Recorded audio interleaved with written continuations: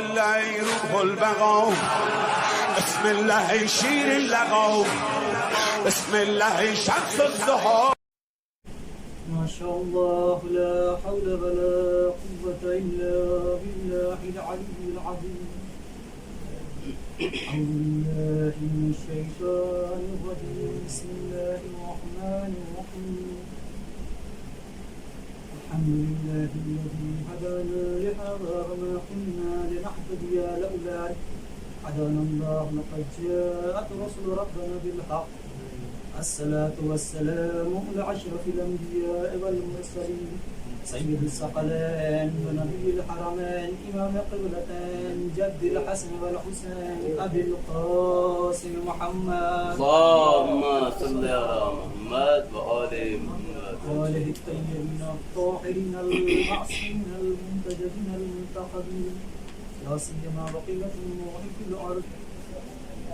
أما بعد فقد قال رسول الله صلى الله عليه وآله وسلم هذا حسين فعارفه صلوات. اللهم صل على محمد وآل محمد وعجل فرجه. عزیزان گرامی، برادران کرام، سامعین حضرات، علماء کرام، سلام. جس حدیث رسول کا میں نے آپ کے سامنے پڑھنے کا شرف حاصل کیا ہے، اس میں اللہ کا پیارا حبیب ارشاد فرما رہا ہے ھذا حسین فعارفو، یہ حسین ہے، ان کو پہچان. عزیزان محترم، یہ بہت چھوٹا سا جملہ ہے. جب اس پر ہم غور و فکر کرتے ہیں کہ رسول خدا نے جملہ کیوں کر فرمایا، یہ چھوٹا سا جملہ اپنے اندر پورا اسلام سمجھے. اس لیے کہ یہ آئے تو انہوں نے سب سے پہلے جو معرفت کروائی وہ ربوبیت کی تھی. خود خدا بند عالم ارشاد فرما رہا ہے کہ ایک میں پوشیدہ خزانہ تھا، چھپا ہوا خزانہ تھا، میں نے چاہا کہ میں پہچانا جاؤں تو میں نے محمد کو خلق کیا. اب رسول اگر کسی کو پہچانوا رہے ہیں اس لیے کہ ان کی وجہ سے تخلیق معرفت ہے. انہوں نے اللہ کے دین کو پھیلایا، وحدانیت کو پہچانوایا. یہ ساری چیزیں اپنی جگہ پہ ٹھیک ہیں، لیکن ایک چھوٹا سا بچہ جو رشتے میں آپ کا نواسا لگتا ہے اس کو پہچانوا رہے ہیں، وہ بھی کوئی معمولی جگہ پہ نہیں، مسجد نبوی میں ہے، نماز جمعہ کا خطبہ دے رہے ہیں، اور کیا دیکھتے ہیں کہ حسین دروازے سے داخل ہوتے ہیں. جیسے ہی حسین دروازے سے داخل ہوتے ہیں، ہوا کے دامن میں پیر الجھتا ہے، الجھنے کے بعد حسین گرنے لگتے ہیں. حسین جیسے ہی رسول خدا دیکھتے ہیں کہ حسین گرنے والے ہیں، رسول خدا وہ رسول کہ جو منبر پہ بیٹھ کے صلات کی، حج کی، خمس کی، زکات کی گفتگو کر رہا تھا، اس نے گفتگو کو منقطع کیا. منقطع کرنے کے بعد منبر سے نیچے تشریف لائے، مجمع کو چیرتے ہوئے دروازے کی طرف گئے. جانے کے بعد حسین کو اٹھایا، منبر پہ تشریف لائے. لانے کے بعد کہتے ہیں ھذا حسین فعارفو. میں عرض کروں گا یا رسول اللہ، آپ شارع ہیں، آپ نے دین کو پھیلایا، آپ کے لیے یہ صحیح نہیں ہے کہ ایک بچے کو اٹھا کے لا رہے ہیں منبر پہ، وہ کہہ رہے ہیں ان کو پہچان لو، وہ بھی رشتے میں آپ کا نواسا لگتا ہے. ایک مثال سے واضح کرتے ہوا چلوں کہ میں منبر پہ بیٹھا ہوں، اگر چاہوں کہ میں اپنی نفسیاتی اعتبار سے کوئی گفتگو کرنا چاہوں تو نہیں کر سکتا. اگر میں ایسا کرتا ہوں تو آپ لوگ اعتراض کریں گے مولوی صاحب یہ منبر رسول ہے. منبر رسول ہے، آپ اپنی نفسیاتی اعتبار سے کوئی گفتگو نہیں کر سکتے. اگر میرے سامنے کوئی بچہ جا رہا ہے اور بچہ کچھ قدم چلا تھا، جانے کے بعد وہ گر گیا، تو ہمارا فریضہ کیا ہوگا؟ ہم یہی کہیں گے فلاں جا کے اس کو اٹھا لو. یہ نہیں کر سکتے کہ خود ممبر سے اترنے کے بعد جاؤں بچے کو اٹھاؤں اور ممبر پہ لاؤں کہ فلاں کا بچہ اس کو پہچان لو. یہ نہیں کر سکتے. لیکن اگر سامنے میز رکھی ہے، میز پہ قرآن رکھا ہوا ہے اور اب قرآن گرنے لگے، فریضہ کیا ہوگا؟ یہ نہیں کہہ سکتا کہ فلاں صاحب جاؤ قرآن کو اٹھاؤ، فلاں صاحب جاؤ قرآن کو اٹھاؤ. یہ نہیں کہیں، بلکہ اس ٹائم جو دیکھے گا اس پہ فوری واجب ہوتا ہے کہ وہ جائے قرآن کو اٹھائے. تو عزیزان محترم، تو مجھے عرض کرنے دو، رسول کو مسجد نبوی میں حسین گرتے نظر نہیں آ رہے تھے، بلکہ قرآن گر رہا تھا جس کو رسول اٹھانے کے لیے گئے. صلوات پڑھیں محمد و آل محمد.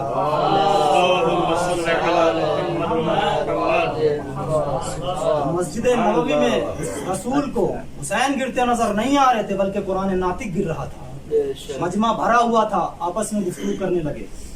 کہ کیا ضرورت تھی رسول کو نیچے آنے کی, کسی سے بھی کہہ دیتے, کوئی بھی جا کے اٹھا لیتا. اس لیے کہ بڑے بڑے صحابہ موجود تھے. چلو بڑے بڑوں کو چھوڑ دیجئے, آپ کے خاص صحابی بھی تھے, مقداد تھے, عمار تھے, سلمان تھے, بوذر تھے, کسی سے بھی کہہ دیتے تو پلٹ نہیں رسول خدا آواز دیں گے, نادان تم نہیں جانتے. کل کا مورخ لکھ دیتا کہ کل امامت لڑکھڑا رہی تھی, صحابیت نے سہارا دیا, نبوت نے نہیں. تو مورخ کے قلم کو بند کرنے کے لیے, زبان کو بند کرنے کے لیے, قلم کو روکنے کے لیے رسول خدا نے وہیں پہ مہر لگا دی کہ دیکھو جب امامت لڑکھڑاتی ہے تو نبوت سہارا دیتی ہے, اور جب نبوت لڑکھڑائے گی تو امامت سہارا دے گی. یہ کلی قانون بنا دیا. عزیزان گرامی, رسول نے یہ جملہ فرمایا کہ ھذا حسین فعارف, اس کو سمجھنے کے لیے پہلے ہمیں دیکھنا ہوگا کس نے فرمایا, کہاں فرمایا. اس کے لیے ہمیں پہلے دیکھنا ہے کہ فاعل کون, اس کا کہنے والا کیا کہہ رہا ہے. اس کو سمجھنے کے لیے یہ ضروری ہے کہ پہلے یہ سمجھا جائے کون کہہ رہا ہے. اگر کوئی چور کسی کے بارے میں گواہی دے کہ چور اس نے چوری نہیں کی, تو ہم اور آپ کیا کہیں گے, خود تو چور ہے, دوسرے کے بارے میں کیا گواہی دے گا. لیکن اگر کوئی یعنی خائن انسان کسی کے بارے میں کہے خیانت اس نے نہیں کی, پہلے سے وہ سچ کہہ رہا ہے, لیکن ہم اور آپ یہی کہیں گے, کیا کہیں گے, خود تو خائن ہے, دوسرے کے بارے میں کیا گواہی دے گا. لیکن سمجھ کیسے پائیں کہ فاعل کو. تو عزیزان محترم, اس کے لیے ہمیں قرآن کا سہارا لینا ہوگا, حدیث کا سہارا لینا ہوگا, تاریخ کا سہارا لینا ہوگا. جب ہم نے قرآن کو اٹھایا, قرآن آگے بڑھا, بڑھنے کے بعد کہنے لگا ھذا مزمل, ھذا مدثر, ھذا طٰہٰ, ھذا یاسین, یعنی قرآن نے صفتیں بیان کرنا شروع کر دی. جب ہم نے تاریخ کو اٹھایا اور حدیث کو دیکھا تو رسول خدا کو صادق کسی نے کہا, کسی نے امین کہا, امانت دار کہا, کبھی اپنوں نے نہیں کہا, غیروں نے کہا. کس نے کہا کفار کے درمیان دشمن کہتے ہیں, کیا کہتے ہیں کہ میں نے رسول کو کبھی جھوٹ بولتے ہوئے نہیں دیکھا, جب بھی دیکھا ہے سچ بولتے ہوئے دیکھا ہے. اب وہ رسول جو یعنی دشمنوں کے درمیان مشہور ہے کہ یہ صادق ہے, یعنی قرآن کا ثبوت اس کے پاس ہے, احادیث کے اعتبار سے, لوگوں کے اعتبار سے سارے ثبوت موجود ہیں. وہ رسول اگر کچھ کہے گا تو اس کی عظمت کیا ہوگی, اور جس کے بارے میں کہہ دے اس کی عظمت کیا ہوگی.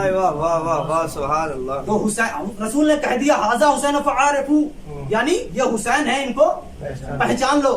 تو رسول خدا کے الفاظ میں صداقت موجود ہے, رسول خدا کے الفاظ میں امانت موجود ہے. وہ رسول جو صداقت اور امانت کے پیکر میں ڈھلا ہوا ہو, وہ اگر کچھ کہہ رہا ہے, کسی کے بارے میں فرما رہا ہے, تو وہ کوئی معمولی ذات نہیں ہو سکتی.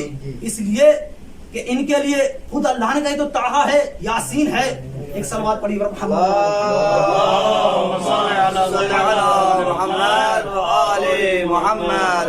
محترم, رسول خدا نے کئی جگہ پہ فرمایا کہ حسین ہے, ان کو پہچان لو.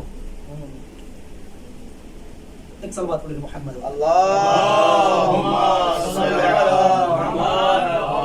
نعرے حیدری, نعرے خیبری, نعرے صلوات.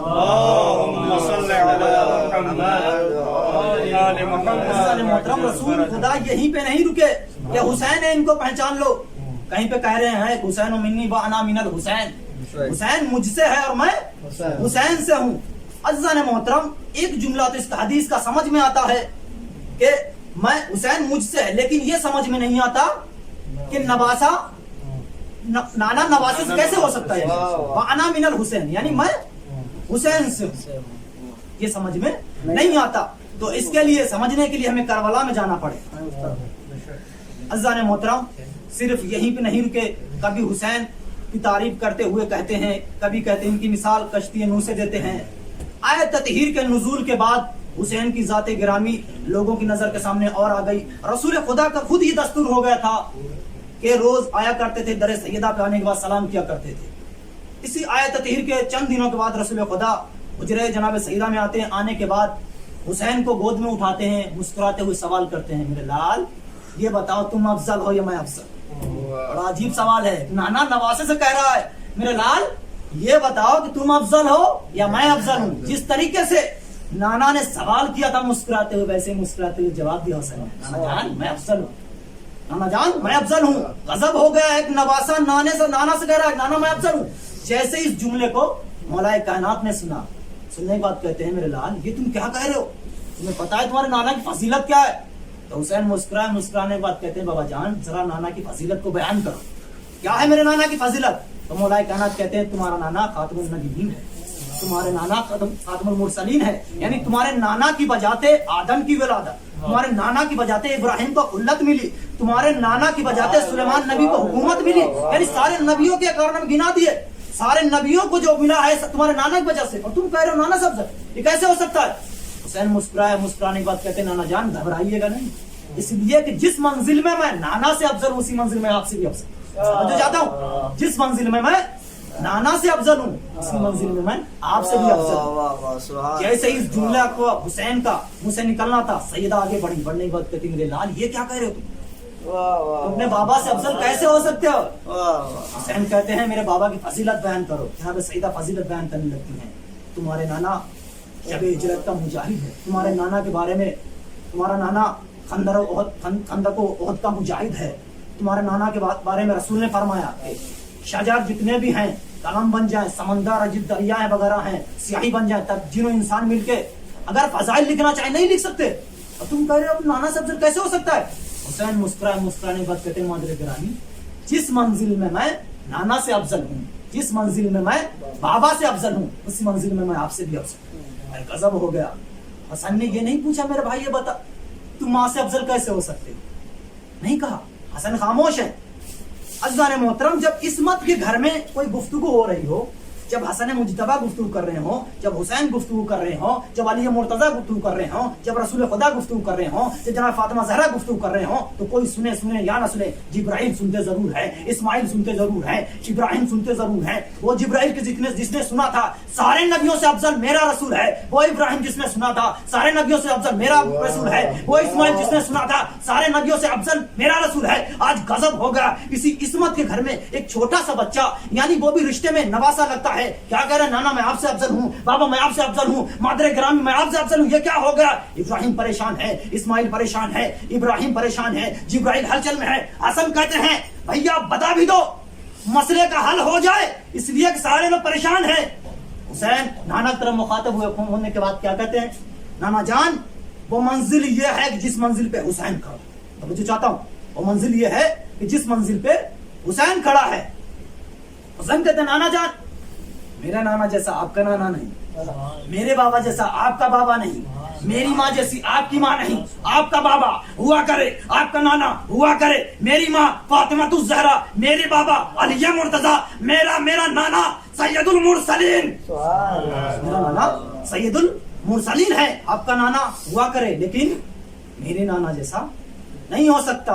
अजीज़ान मोहतरम मुझे अर्ज करने दो, सारे नबियों से अफजल मेरा रसूल, लेकिन जब हस्ब नसब की गुफ्तगू होगी तो हुसैन तन्हा खड़े नजर आएंगे, इसके अलावा कोई खड़ा नहीं हो सकता। सलवात का सहारा दें।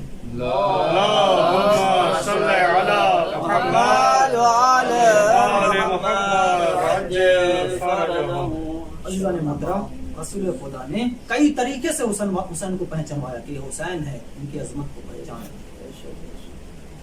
कई तरीके से कि हुसैन कभी उस रसूल खुदा सजदे में जाते हैं तो हुसैन पुष्ट पे सवार हो जाते हैं, रसूल सजदे से सर नहीं उठाते जब तक हुसैन खुद अपनी मर्जी से ना आ जाए। ये क्या कह रहे हैं रसूल, क्या कहना चाह रहे हैं यहाँ पे कि सजदे से अगर सर नहीं उठा रहे हैं क्यों नहीं उठा रहे हैं?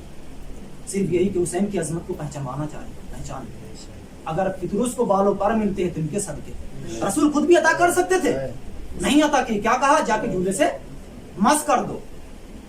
ये भी पहचानवाना चाह रहे हैं कि लोग पहचान ले, देख लें हुसैन की अजमत क्या है। बस राहिब का वाकया मुख्तसरन बयान करूंगा, बस आपकी सहमत तमाम करता हूँ। राहिब ने सुना था कि अल्लाह के प्यारा रसूल बड़ा देन दाता है, जो भी उसके दरबार में जाता है खाली वापस नहीं आता। अब राहिब भी चल दिया, इसकी औलाद नहीं थी। आने के बाद दर रसूल पे आता है, सलाम करता है, सलाम करने के बाद रसूल खुदा कहते हैं क्या चाहिए?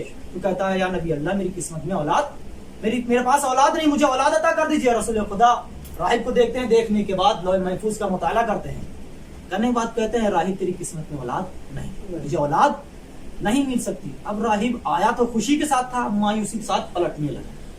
اب جیسے ہی راہب دروازے سے باہر نکلنے لگا ادھر اجرے سے اسلام پھرتا ہوا نکلا. حسین نے دیکھا کہ راہب مایوسی کی حالت میں آ رہا ہے. آنے کے بعد کہتے ہیں اے راہب میں نے اب تک یہ دیکھا ہے کہ میرے نانا کے پاس لوگ مایوسی کی حالت میں جاتے ہیں لیکن جب واپس پلٹتے ہیں تو مسکراتے ہوئے آتے ہیں. یہ کیا ماجرا ہے؟ تو آیا تو تھا بڑی خوشی کے ساتھ بڑی حسرت کے ساتھ لیکن پلٹ رہا ہے تو مایوس ہے. کیا ہوا؟ راہب نے واقعہ بیان کیا. کہنے لگا کہ میں میرے اولاد کے لیے آیا تھا. سوال کیا آپ کے نانا نے مجھے ایک اولاد بھی عطا نہیں کی. حسین کہتے ہیں کیا تم نے کسی کو وکیل بنایا تھا؟ راہب کہتا نہیں. حسین کہتے ہیں راہب چل میں تیرا وکیل. راہب تجھ پہ سلام ہو کہ حسین تیرا وکیل ہے. اب حسین آتے ہیں. آنے کے بعد کہتے ہیں نانا جان اس کو اولاد عطا کر دیجیے.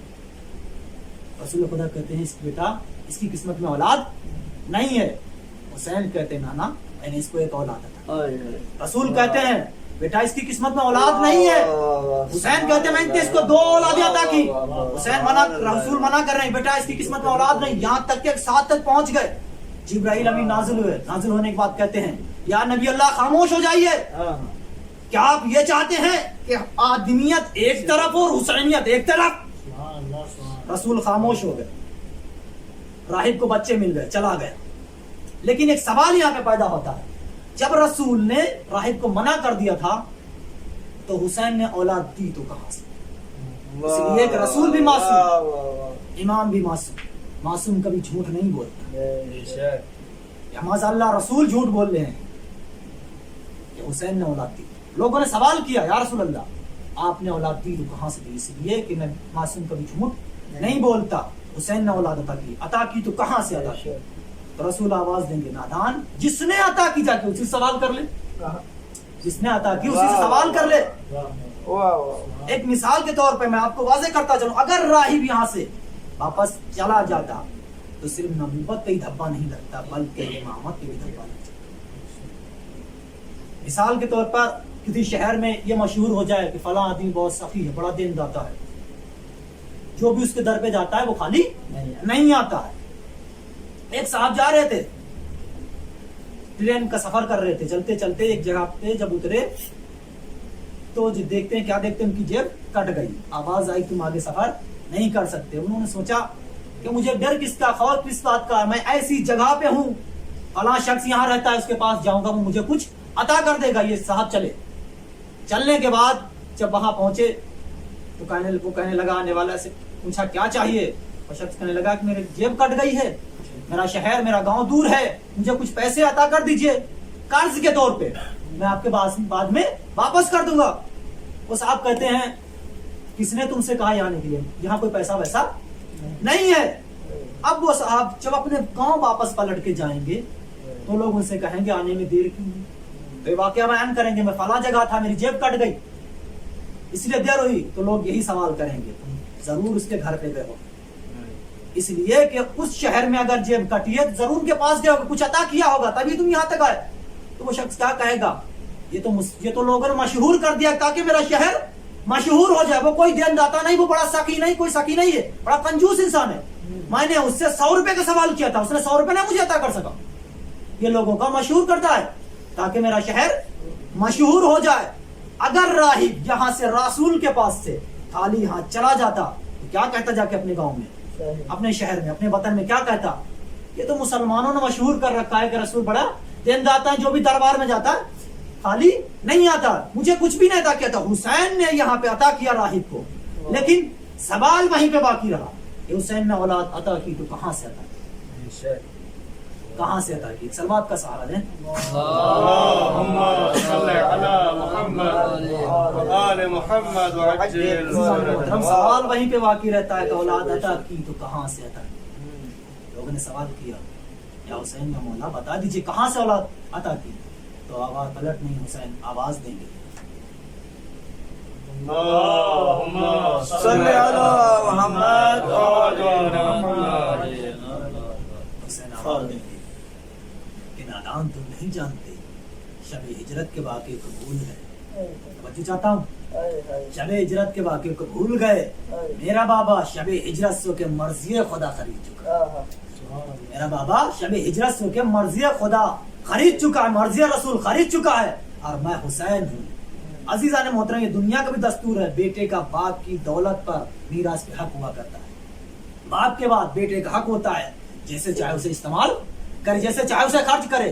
हुसैन कहते हैं कि मैं अली का फर्जंद हूँ, मैं अली का बेटा हूँ। जब मेरे बाबा ने मर्जी खुदा खरीद ली तो मैं हुसैन बाप बेटे का बाप की मीरास पे हक होता है। अब मैं जिसे चाहूँ अपनी मीरास से औलाद अता करूँ, जिसे चाहूँ दौलत अता करूँ, जिसे चाहूँ सिराते मुस्तकीम से ऐसे ही गुजार दूँ, जिसको चाहूँ जन्नत अता करूँ, जिसको चाहूँ दोज़ख अता करूँ। सलवात पढ़िए मोहम्मद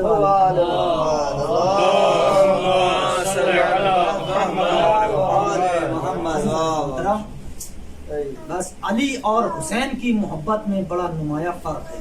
अली की मोहब्बत ईमान की दलील है, लेकिन हुसैन की मोहब्बत इंसानियत की दलील है। रसूल खुदा फरमाते हैं जिसके अंदर इंसानियत आ गई, ईमान खुद ब खुद उसे में आ जाएगा। तो रसूल खुदा ने फरमाया कि हुसैन मिन्नी व अना मिनल हुसैन, यानी हुसैन मुझसे, मैं हुसैन से हूँ, मैं हुसैन की तफसीर करबला में। अज़ीज़ान मोहतरम, आज 8 मुहर्रम है, मुहर्रमुल हराम 8 है।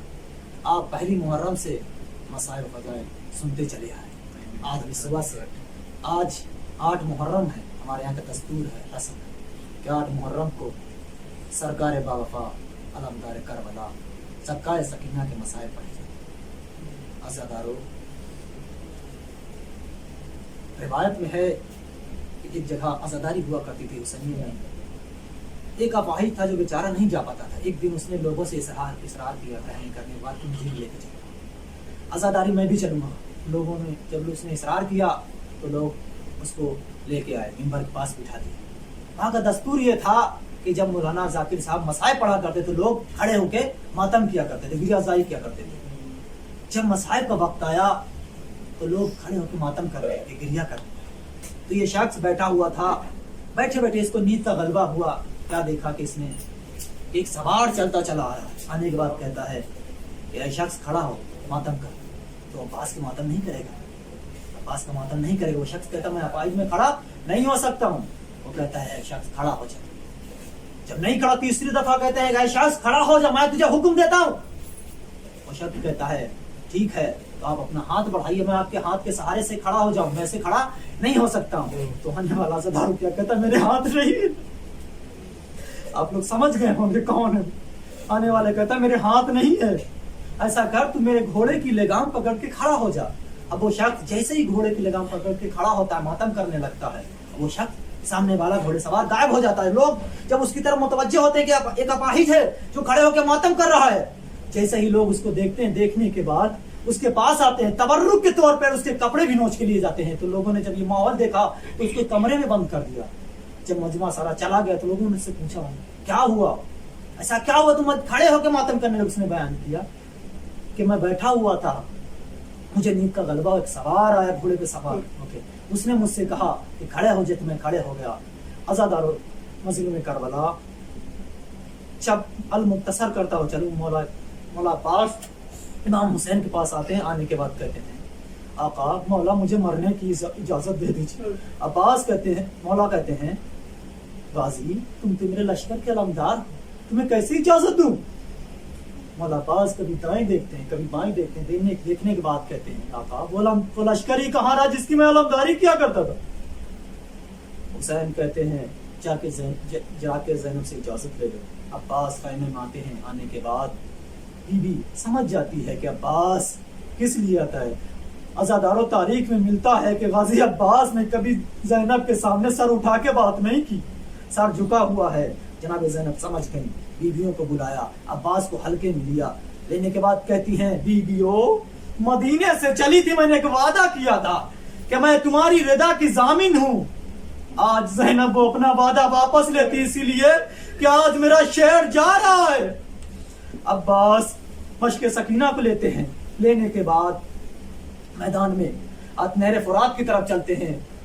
नहर फौज छाई हुई थी। जैसे ही देखा कि अली का शेर आ रहा है, फौज भागना शुरू कर दिया। मौला अब्बास नहर फुरात पे पहुंचते हैं। पहुंचने के बाद मशकीज़ों को तर्क करते हैं। तर्क करने के बाद चुल्लू में पानी लेते हैं। लेने के बाद जैसे चाहते हैं कि पीना, सकीना की शायद तस्वीर नजर आ गई होगी, पानी को फेंक दिया। फेंकने के बाद घोड़े पे सवार हुए। सवार होने के बाद चाहते हैं कि खैमे की तरफ बढ़े। मौला तारीख में मिलता है कि जब जनाब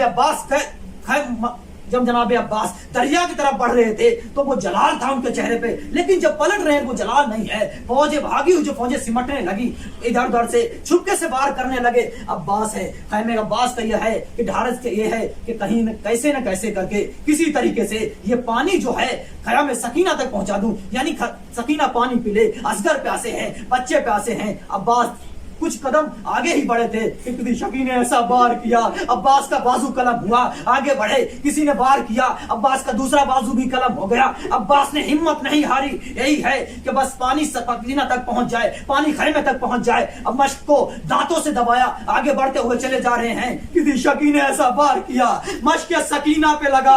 अब्बास की वहीं पे आस टूट गई, सर झुका। किसी ने पीछे से ऐसा गुर्ज मारा, मौला से घोड़े पे संभला ना जा सका। मौला जमीन पे तशरीफ लाए, हुसैन को आवाज दी, आका मेरा आखिरी सलाम, आका मेरा आखिरी सलाम। हुसैन मैदान में पड़े, कमर पे हाथ रखा, कहा भैया अब्बास तेरे जाने से हुसैन की कमर टूट गई। अब हुसैन चलते हैं मैदान की तरफ, कभी झुकते हैं। झुकने के बाद मौला हुसैन झुके तो खाली थे, लेकिन जैसे ही उठते हैं तो साथ में अब्बास का बाजू है। फिर चलते हैं, फिर उठते हैं, दूसरा बाजू उठाते हैं। अलगरज जब अब्बास की तरफ पहुंचते हैं, पहुंचने के बाद अब्बास के सर को अपने सानों पे रखते हैं। रखने के बाद कहते हैं भैया अब्बास उठो, मेरी ज़ियारत करो। अब्बास कहते हैं आका जब मैं पैदा हुआ था मैंने सबसे पहले आपकी ज़ियारत की थी, जब जा रहा हूं दिल चाहता है कि आपकी ज़ियारत करूं।